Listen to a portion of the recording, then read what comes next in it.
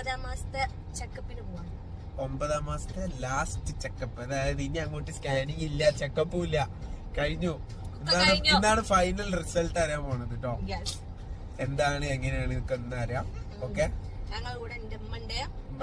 Sorry ഇതിൽ കാണുന്നില്ലല്ലേ, നല്ല ഉറക്ക.